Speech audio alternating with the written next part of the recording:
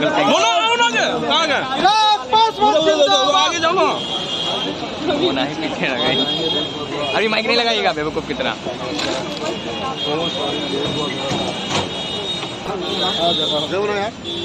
पीछे आ जाइए आप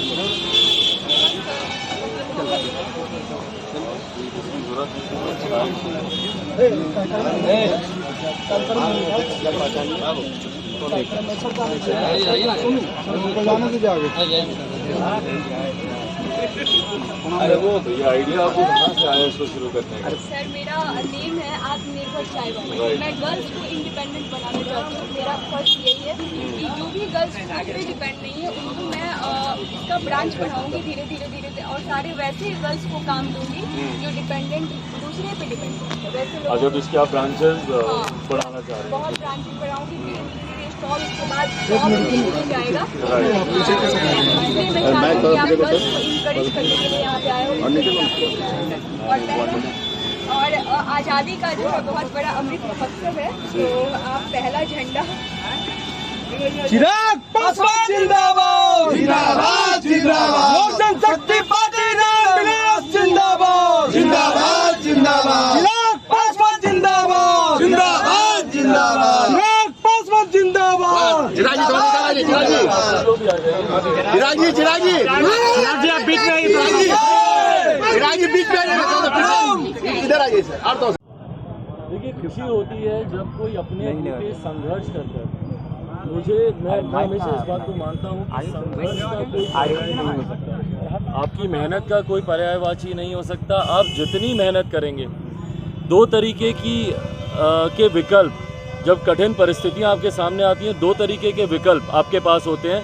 या तो आप रोकर अपनी किस्मत को दोष देकर कि अरे मेरे साथ ही ऐसा क्यों हुआ, मैंने क्या गलत किया, भगवान ने मेरे साथ ऐसा क्यों किया, ये भावना आती है। क्योंकि मैं भी ऐसी परिस्थितियों से गुजरा हूँ। ये पिछला साल मेरे लिए भी बहुत कठिन रहा। मेरी पार्टी, मेरा परिवार जिस तरीके से टूटा, तो मेरे पास भी यही विकल्प थे, इनके पास भी संभवतः यही विकल्प होंगे कि अरे मैंने इतनी पढ़ाई की, सब किया, अब क्या, मैं ये नहीं हो रहा, नौकरी नहीं, कुछ विकल्प नहीं। तो या तो आप रो के, भगवान को कोस के, अपने नसीब को दोष देकर आप अपना बाकी का जीवन बिता सकते हैं, या फिर उसी से सीख लेकर, प्रेरणा लेकर आप आगे बढ़ें और अपने पैरों पर खुद खड़े हों, खुद मेहनत करके, खुद संघर्ष करके, जो इन्होंने करके दिखाया। आत्मनिर्भर चाय वाली। और मैं उस दिन की, वो दिन दूर नहीं है और मैं कल्पना कर सकता हूँ उस दिन की, जब ये as a brand across Bihar ही नहीं, अक्रॉस कंट्री स्टैब्लिश होगा। वो दिन दूर नहीं जब इनकी फ्रेंचाइजी के लिए लोग तड़पेंगे, तरसेंगे कि भैया हमको इनकी फ्रेंचाइजी मिल जाए। तो मेरी तरफ से इनको ढेर सारी शुभकामनाएं।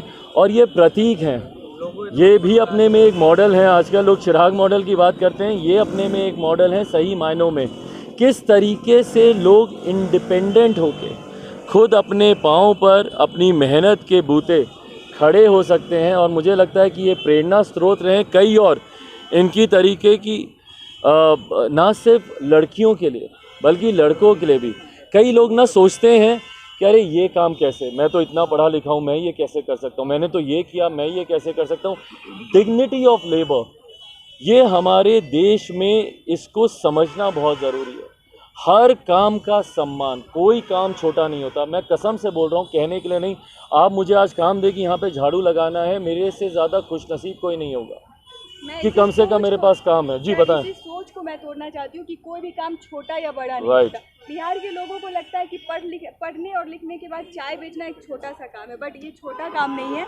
मेरे पॉइंट ऑफ व्यू से हर काम को रिस्पेक्ट करना चाहिए। मैंने चाय का स्टॉल लगाया, मेरे लिए ये बहुत बड़ी बात है कि आज आप मेरे से मिलने आइए, बहुत बड़ी बात है सर। आज चाय बेच रही हूँ तभी ना आप आए हो। ये मेरे लिए बड़ी बात है कि आपने मुझे मौका दिया आने का। 15 अगस्त आ रहा है और आज आप ही के दिन आए, तो कोई खास वजह होगी।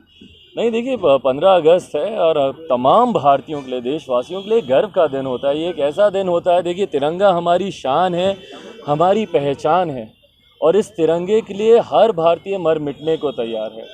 बस सिर्फ स्वतंत्रता दिवस के दिन मैं इतना आग्रह ज़रूर करूँगा कि उन स्वतंत्रता सेनानियों को, उनको याद रखें, उनके बलिदान को, उनके योगदान को याद रखें। तमाम उन शहीदों को याद रखें जो आज भी भारत की आज़ादी को बरकरार रखने के लिए अपना सर्वोच्च बलिदान कर देते हैं। कई बार होता क्या, हम लोग भाई 15 अगस्त और रिपब्लिक डे, गणतंत्र दिवस पर हम लोग तमाम तिरंगा, झंडा, देशभक्ति की हम लोग बातें करते हैं, बट बाकी के महीने, बाकी के साल, अगर उस वक्त भी अगर हम लोग इस भावना को याद रखें, भारत की एकता, अखंडता के ऊपर कोई आंख खोले प्रयासरत रहते हैं। चीन जिस तरीके से निरंतर इंटरफेरेंस की कोशिश करता है, बिहार में घुसपैठ करने की कोशिश करता है, तो तमाम कई ऐसे देश हैं जो कि कोशिश करते हैं। पर ऐसे में हमारे सैनिक उनके मनोबल को बढ़ाने के लिए, और जिन्होंने अपनी शहादत दी, उनके परिवार से निरंतर मिलें, उनके परिवार में कोई समस्या हो उसका समाधान करने का प्रयास करें, उनके बच्चों की बेहतर शिक्षा, बेहतर तालीम। तो जो थोड़ा बहुत भी योगदान देखिए, हम हर किसी के लिए तो नहीं कर सकते, बट अपने अगल बगल में जितने लोग हैं उनका भी अगर हम लोग ध्यान दे दें, उनको भी हम लोग सम्मान दे दें, तो सही मायनों में देशभक्ति वही है, सही मायनों में अपने तिरंगे का सम्मान वही है। चिराग जी, ये बताइए कि आपके छोटे भाई तेजस्वी यादव ने 10 लाख रोजगार की बात की, आपको इस बात पर कितना यकीन है कि तेजस्वी जो आपके भाई हैं वो इस वादे को पूरा करेंगे बिहार के लिए? पर वो भी तो अब धीरे धीरे अपने चाचा की संगति में आकर पलट ही रहे हैं भैया। उन्होंने भी तो कह दिया कि मैं तो अभी उप मुख्यमंत्री हूँ, मुख्यमंत्री बनूंगा तब दूंगा। ये टर्म्स एंड कंडीशंस अप्लाइड हर नीतियों में रहते हैं भैया। खास तौर पर जिस सरकार का नेतृत्व मुख्यमंत्री नीतीश कुमार जी करें, वो किसी भी नीति का गठन करें तो टीएनसी नीचे ज़रूर पढ़ लें, टर्म्स एंड कंडीशंस क्या क्या हैं। मिलना कुछ नहीं है, घोषणाएं सब की हैं भैया। आज की तारीख में हकीकत है, क्रेडिबिलिटी सब खो चुके हैं। क्या कुछ नहीं कहा था मेरे छोटे भाई ने मुख्यमंत्री जी के खिलाफ, पर आज उन्हीं के साथ मिलकर सरकार बनाई। किसके लिए बनाई भैया? बिहार के विकास के लिए तो नहीं ना। ये मुख्यमंत्री कम से कम विकास का मॉडल तो नहीं है, विकास का प्रतीक तो नहीं है ना।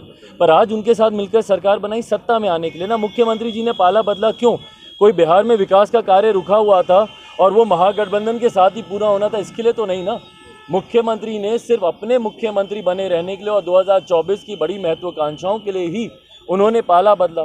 तो भैया जिस सरकार में नेताओं की क्रेडिबिलिटी ही नहीं रहे, क्या कुछ नहीं बोले थे मुख्यमंत्री, तेजस्वी को ही कितना सुनाए थे विधानसभा में खड़े होकर, भाजपा को भी गाली दिए थे, भाजपा के साथ जाकर मिलकर सरकार बना ली।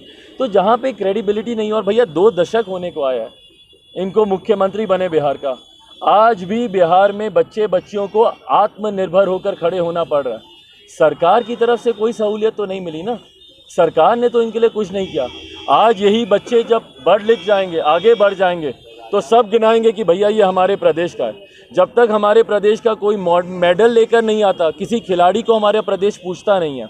हरियाणा जैसा छोटा राज्य खिलाड़ियों को इतना प्रमोट करता है, हमारे खिलाड़ी बिना किसी सुविधा के दिन रात मेहनत करते हैं। कोई मेडल ले आए, अरे बिहार का है, बिहार का है, सम्मानित करते नहीं थकेंगे। पर जब वो संघर्ष कर रहा था, कौन पूछ रहा है उन खिलाड़ियों को, कौन पूछ रहा है इन लड़कियों को आज की तारीख में? पर यही कल को जब आत्मनिर्भर हो जाएंगी, जब इनका एक वर्ल्ड रिकॉग्नाइज्ड मॉडल तैयार हो जाएगा आत्मनिर्भर चाय वाली, तो यही मुख्यमंत्री बोलेंगे हमारे समय में इन्होंने मॉडल तैयार किया था। पर आज जब ये तैयार कर रही हैं, क्या उनका फर्ज नहीं बनता कि भैया आके प्रोत्साहित करें, या तमाम वैसी लड़कियां, तमाम वैसे लड़के जो आत्मनिर्भर बनना चाह रहे हैं, उनको प्रमोट करने का काम करें?